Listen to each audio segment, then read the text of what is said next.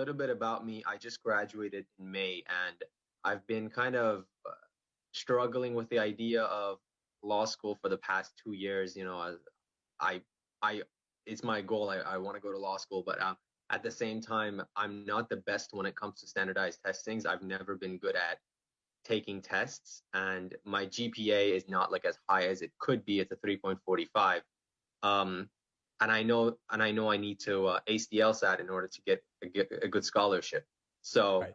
and with I've taken the LSAT twice. I got a 151 the first time, and the second time I was so nervous I went home and canceled the test because I knew I probably did the same or worse than my previous test. But around 4 months ago, I decided to just really, really go for it this time, and not take any time off between studying. And I've been studying about 32 hours a week consistently for the past 3 months. And so I see an upward trend. I've gone from low 50s to mid 50s, but I feel like I've kind of hit a brick wall. And I'm stuck on a 154. Sometimes I get a 155, but sometimes I even go down. Last week I got a 153, which is Mhm. below my average. So I don't know. I feel like I've kind of just plateaued, and there's no way to go. There's no way I could go any higher. And my best section is LR. I usually get -4, -5. I always ace the LR section. RC is not the best. I'm not a native English speaker. I came to this country when I was 15. So I'm not a fast reader, and I usually run out of time. When it comes to the last passage, I answer the first question, second question maybe, and I have to guess on like 5 questions normally. And LG is my worst section by far. I usually get -11, -12 sometimes. For some reason, when I do untimed sections, I can get through a game without a problem. But when it comes to a full timed section, sometimes I freeze and I don't know what to do. Like, I don't know how to diagram, and I just waste so much time trying to figure out what kind of game it is. Like, I make a diagram, and I'm like, oh, it doesn't look good. I have to scratch my diagram, start over, and I always run out of time. And sometimes I overlook very, very obvious inferences, and they cost me at the end. Yeah, no, it's great to hear the breakdown of what's going on for you. I can understand the struggles that you're facing. It sounds like the stress or anxiety of doing the full length test experience or even individual timed sections could be getting to you.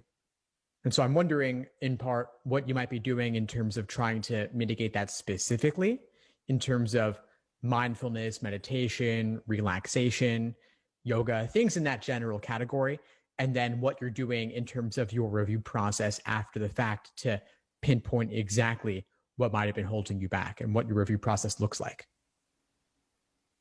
So I did try meditating, and it really does help. I remember in one of your videos you mentioned it, and I thought, you know what, why not give it a try? So before my time section this morning, actually, I did 10 minutes of meditation, and Nice. it worked. It was amazing. It was wonderful. I was much more calm. But then again, LR is my best section, so I'm not usually anxious when it comes to LR. But when it comes to logic games, I think it has to do a lot with my confidence level, because internally I think that I'm terrible at games. So when it comes to solving a game, I have this voice in my head that tells me, you know what, you're not going to do well on games, you're not going to succeed, this is going to hold you back. So I'm wondering, and when it comes to prepping, like, I'm sorry, when it comes to reviewing, when I review my games, I see sort of a trend. I keep making the same mistakes over and over again. So maybe my review method needs to change. Yeah, I don't know. Well, if you keep making the same mistakes again and again, then it's definitely worth drilling down into specifically what those mistakes were, why they happened, if it's a certain game type, or if it's a certain habit like misreading the rules, misdiagramming the rules, careless mistakes, like you said, like things like that. Maybe you need to slow down sometimes or double check things. And when it comes to like writing down the rules, right? Do you think it's better to spend as much time diagramming and making up scenarios, or is it better to like jump into the questions and kind of try to figure out the game as you go along? It depends. Some games have a lot of inferences you can do up front. others don't. When you Right. can, it's fantastic, but not every game will lend itself to that, especially the weirder curveball games. Some of the more recent ones actually tend less towards tons of upfront entrances and require doing more work over the course of the game. So you got to take a look to see if it's possible. And if not, move on and be okay with that. Be flexible, knowing that there will still be methods to solve the questions. It just requires more work over the course of the game. Right. And in your course, you mentioned that some people, when it comes to RC, they go for three passages as opposed to four. So I was wondering if that's something I should aim for, since I barely have time to read all four passages.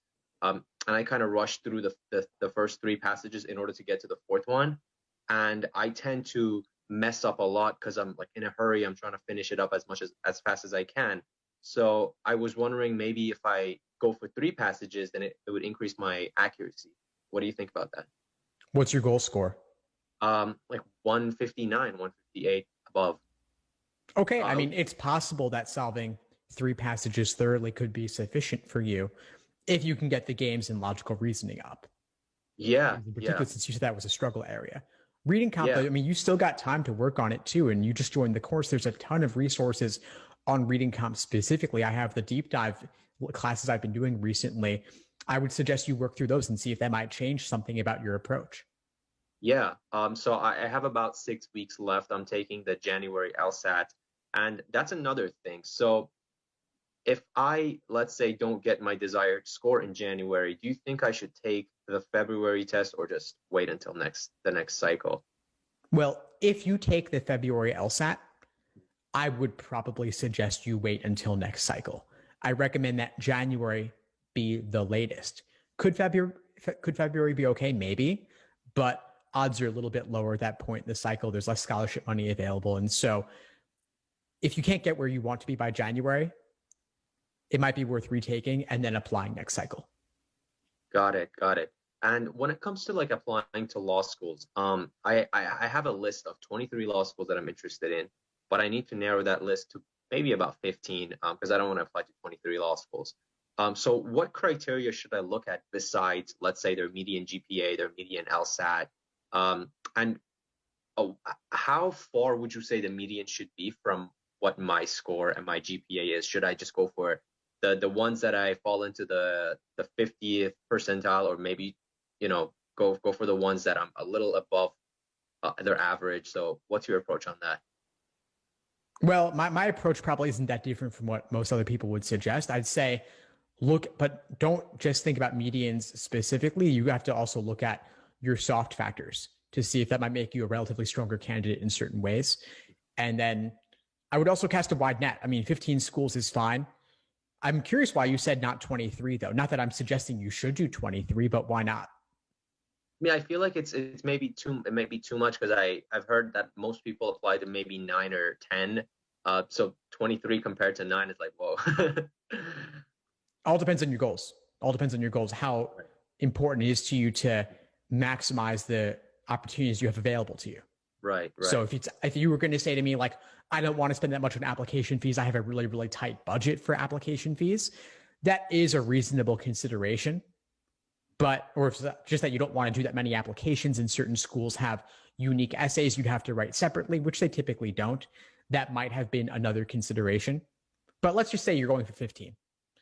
You could do 5 target, 5 safety, 5 reach. So target would be where you're right around the median. Safety would be a little bit above the median. Reach would be a little bit below the median, where Got you're a it. little bit below the median. And so if you want to maximize chances, apply to more safety schools. If you want to maximize opportunities, maybe you want to apply to more reach schools, depending if you want to punch a little bit above your numbers. Safety schools, more scholarship money likely. Reach schools, less scholarship money, but maybe higher rankings, maybe better employment outcomes. Employment outcomes is something I would look at, meaning, so you go on a site, you look at their 509 reports that they submit Right. to the ABA covering what percentage of graduates have a job requiring a JD 9 months after graduation. You could go on Law School Transparency to look up employment stats. They break down a lot of the 509 report data simply and beautifully with graphs and such, can make it easier to interpret. Those are the kinds of things I'd be looking for. Got it. Thank you, Steve. And my last question is regarding my personal statement. So my life has had lots of ups and downs.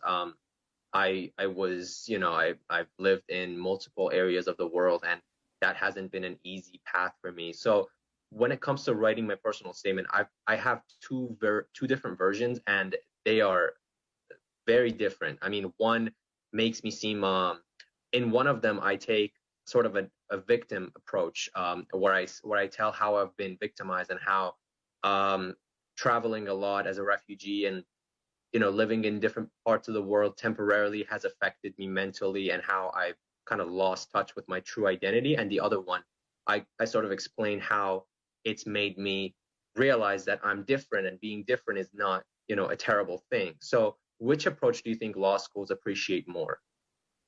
Definitely the latter. I mean, I don't like the idea of a victim approach specifically. You can include those details, but then you also want to show what you've learned from these experiences, how you've grown from these experiences, how you may have encountered many struggles along the course of your life up to this point, but then to show some kind of triumph or success you've had afterwards, what you've learned from the experience. That alone, really. Like, failure is fine, difficulties are fine, challenges are fine, but you also want to end on an uplifting note if possible.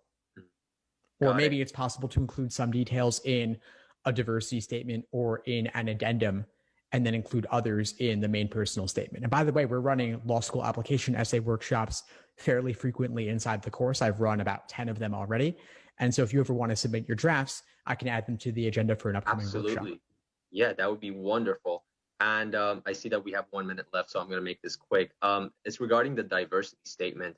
I've sort of explained how I bring diversity in my personal statement. So, and I don't want to sound repetitive. So how do you think I should go about writing a diversity statement when my personal statement is about how I bring diversity? As long as you're covering different details and different themes. Okay. But it's all about the details, though. It sounds like if you've already written a diversity statement, then maybe if you wanted to include other details, that could go into an optional essay, like a separate third essay altogether. And do you think it's a good idea to include what concentration I want to go for in my personal statement? Like, I'm very interested in environmental law. Do you think I should include that? You can. Depends to what extent it might tie back with other things you've covered in the statement. It's not required. It's nice to have, but I would aim to tie it together thematically in some way. Okay. Thank you so much for your time. I really appreciate it. Of course, Iman. Great connecting with you. I'll see you in class soon. Awesome. Thank you, Steve. Thanks for tuning into the show. Please subscribe if you haven't done so already to be notified of new episodes as I release them. And feel free to reach out if you need anything at all as you move forward with your prep. I'm happy to help however I can. In the meantime, I'll wish you all the best and take care.